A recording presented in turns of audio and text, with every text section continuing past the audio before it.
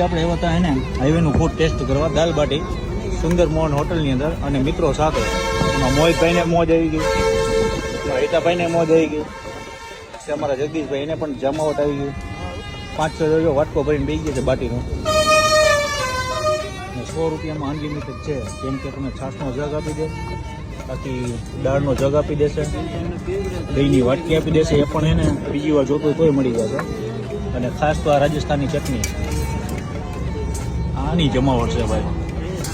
અત્યારે ખાધી ભાઈ હાઈવે મોરબીથી તદ્દન 1.5 કિલોમીટર દૂર છે સુંદર મોહન હોટલ ધાબા.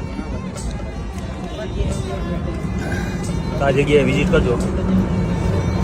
ફૂલ વિડીયો મારી યુટ્યુબ ચેનલની અંદર છે, જોવાનું ભૂલતા નહીં. જય માતાજી.